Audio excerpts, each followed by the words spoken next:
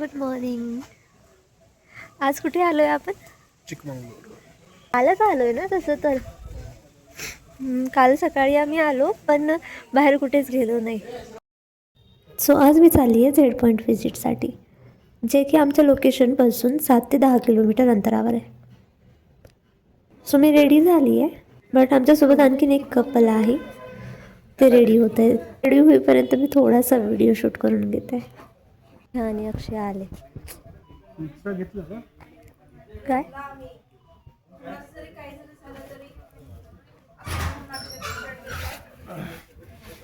Extra clothes घेतलेत का?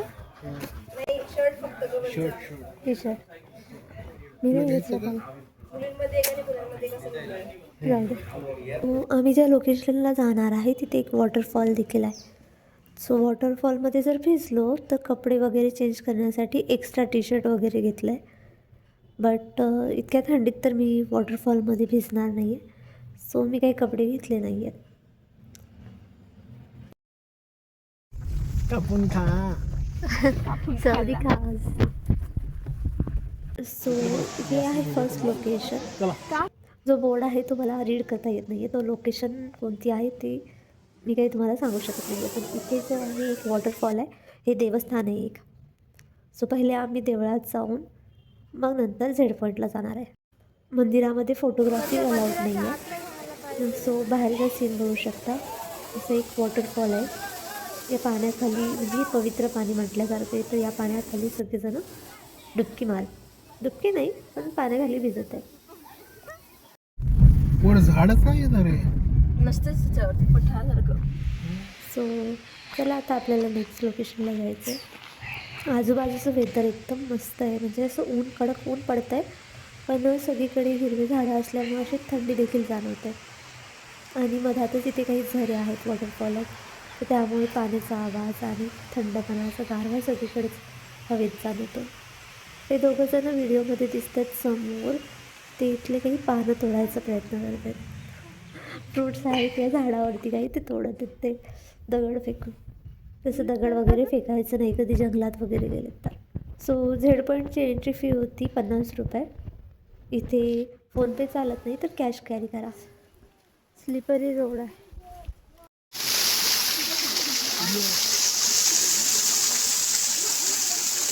तो हा आहे पीक पॉईंट.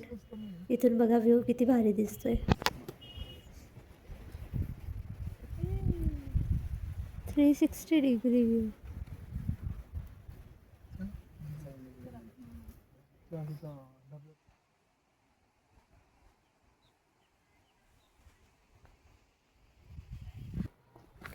गाईस खूप ऊन आहे इथे आणि खूप गरमी होत आहे.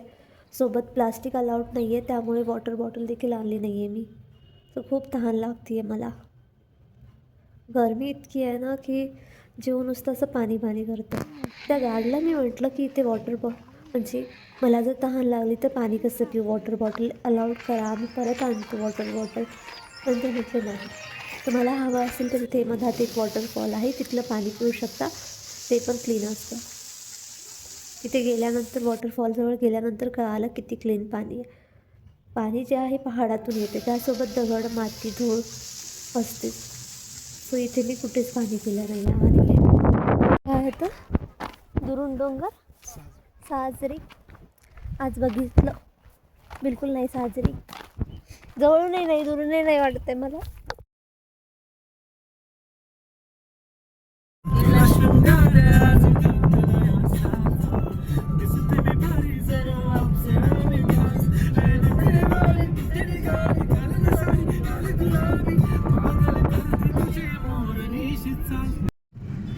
सो आता नेक्स्ट डे आहे. सो जसं की मी लास्ट ब्लॉगमध्ये सांगितलं होतं की आज मी जवळपासचे काही टेम्पल एक्सप्लोअर करणार आहे. तर सध्या मी आली आहे हालीबिडू इथे. येथील सर्वात सुंदर आणि प्रसिद्ध जे मंदिर आहे ते आहे श्री होसालेश्वर टेम्पल. हे जे आहे शिवमंदिर आहे, एकमेव असं मंदिर आहे जिथे 2 शिवलिंग आहेत. सोबतच इथे 2 मोठी नंदी देखील आहे, जी या शिवलिंगला फेस करतात.